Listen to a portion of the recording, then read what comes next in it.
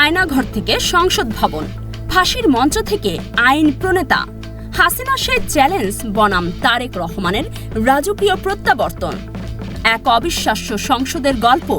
ইতিহাস বড়ই নির্মম, আবার ইতিহাস বড়ই ন্যায়পরায়ণ। সংসদ ভবনের লাল গালিচা আজ এমন কিছু পায়ের স্পর্শ পাওয়ার অপেক্ষায়, যাদের পায়ে একসময় পরানো হয়েছিল ডান্ডা বেড়ি। স্পিকারের চেয়ারের সামনে আজ যারা বসবেন, কয়েক বছর আগেও তাদের জায়গা ছিল অন্ধকার কারাগারে, রিমান্ডের টেবিলে কিংবা মৃত্যুঞ্জয়ী আয়নাঘরে।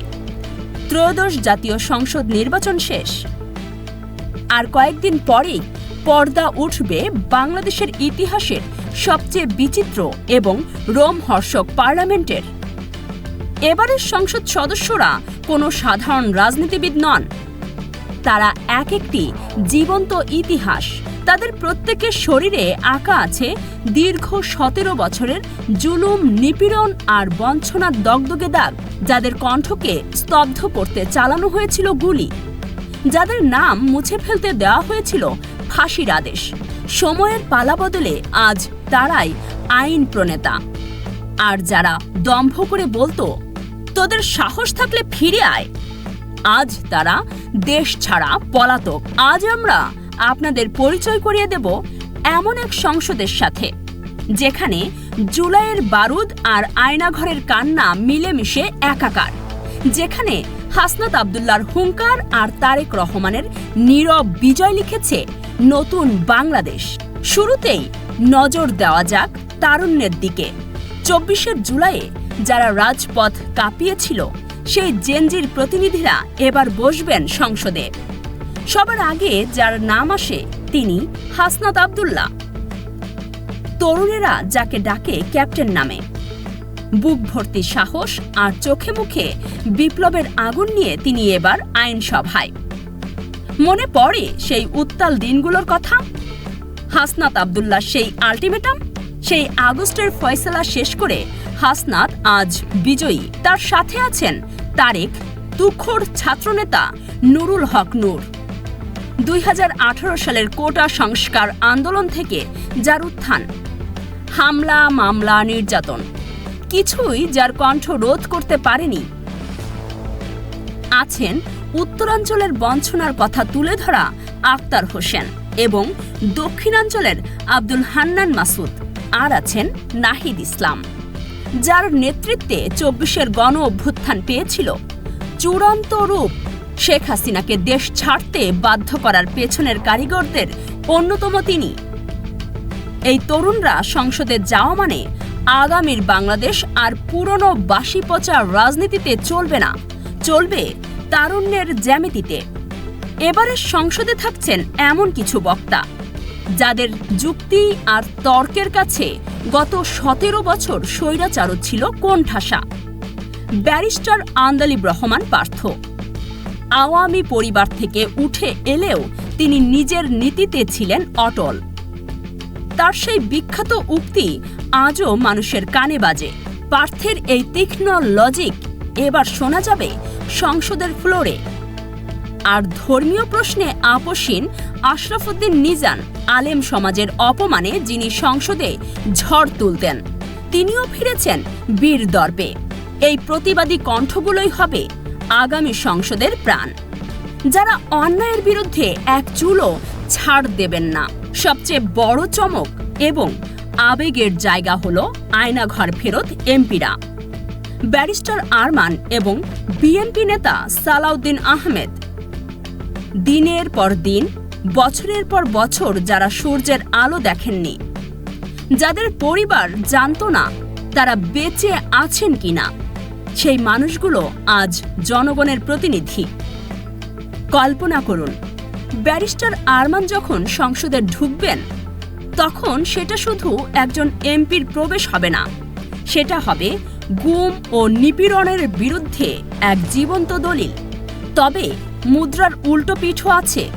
ফাঁসির দড়ি যাদের জন্য অপেক্ষা করছিল, সেই এটিএম আজহারুল ইসলাম এবং লুৎফুজ্জামান বাবরও ফিরছেন সংসদে। বাবরের সেই আইকনিক ডায়ালগ কি ভোলা যায়? সময়ের কি অদ্ভুত খেলা, যাকে শত্রু খোঁজার দায়ে জেলে পোড়া হয়েছিল, জনগণ আজ তাকেই বন্ধু মেনে সংসদে পাঠাচ্ছে। এই বৈচিত্র্যই ত্রয়োদশ সংসদের সবচেয়ে বড় শক্তি ও রহস্য।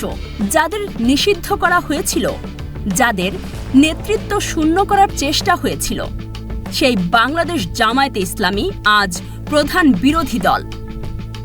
ডাক্তার শফিকুর রহমান বিরোধী দলীয় নেতা এবং তার পাশে বসবেন শিবিরের সাবেক জনপ্রিয় সভাপতি ডক্টর শফিকুল ইসলাম মাসুদ।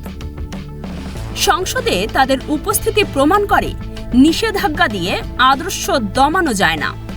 আর নারী নেতৃত্বের অগ্নিশিখা ব্যারিস্টার রুমিন ফারহানা দলের সিদ্ধান্তের বাইরে গিয়ে নির্বাচন করায় বহিষ্কৃত হয়েছিলেন, কিন্তু জনগণের রায়ে তিনি বিজয়ী। তার সেই বিখ্যাত উক্তি আজও প্রাসঙ্গিক। রুমিন ফারহানা প্রমাণ করেছেন, প্রতীক নয়, ব্যক্তি যখন প্রতিষ্ঠান হয়ে ওঠে তখন বিজয় ঠেকানো যায় না। এবং সবশেষে গল্পের নায়ক, যার জন্য এই পুরো মঞ্চ সাজানো, তারেক রহমান। জীবনের প্রথমবারের মতো তিনি সংসদে যাচ্ছেন, তাও প্রধানমন্ত্রী হিসেবে। কিন্তু এই যাত্রা কি সহজ ছিল? মনে পড়ে সাবেক প্রধানমন্ত্রী শেখ হাসিনার সেই দম্ভক্তি। পালিয়ে থাকে লন্ডনে, আর এখান থেকে আগুন জ্বালাতে বলে। আরে বেটা, তোর যদি সাহস থাকে তো বাংলাদেশে ফিরায়, আমরা একটু দেখি। তারেক রহমান ফিরেছেন, তিনি সাহস দেখিয়েই ফিরেছেন। কিন্তু শেখ হাসিনা, তিনি আজ কোথায়? তিনি আজ দেশ ছাড়া। তারেক রহমান আজ বিজয়ী, কিন্তু তার মনে এক বিশাল ক্ষত। দেশে ফেরার আগেই তিনি হারিয়েছেন তার মা, সাবেক প্রধানমন্ত্রী খালেদা জিয়াকে। মায়ের সান্নিধ্য তিনি পাননি, কিন্তু মায়ের স্বপ্ন তিনি পূরণ করেছেন। 17 বছরের নির্বাসন, ছোট ভাই কোকোর মৃত্যু, মায়ের বিয়োগ, সব শোককে শক্তিতে রূপান্তর করে তারেক রহমান আজ রাষ্ট্র ক্ষমতার মসনদে। এটি শুধু ক্ষমতার পালাবদল নয়, এটি এক মহাকাব্যিক প্রতিশোধ। ব্যালটের মাধ্যমে, গণতন্ত্রের মাধ্যমে একদিকে তরুণ বিপ্লবীরা, অন্যদিকে অভিজ্ঞ ও নির্যাতিত নেতারা। এই সংসদ যেন এক ভিন্ন বাস্তবতার প্রতিচ্ছবি। যারা একসময় ছিলেন অবহেলিত, আজ তারাই চালক। এখন দেখার বিষয়, এই বিচিত্র ও বহুমাত্রিক সংসদ দেশকে কতটা কার্যকর ও সহনশীল রাজনীতির দিকে এগিয়ে নিতে পারে। হাসনাত, পার্থ, বাবর আর তারেক রহমানের এই অভাবনীয় রসায়ন সংসদে কেমন ঝড় তোলে তা দেখার জন্য চোখ রাখুন আমাদের চ্যানেলে। এতক্ষণ দেখছিলেন ইকো অফ বাংলাদেশ। প্রতিদিনের এমন নিউজ আপডেট পেতে সাবস্ক্রাইব করুন আমাদের চ্যানেল, সেই সাথে অন করে রাখুন বেল আইকন।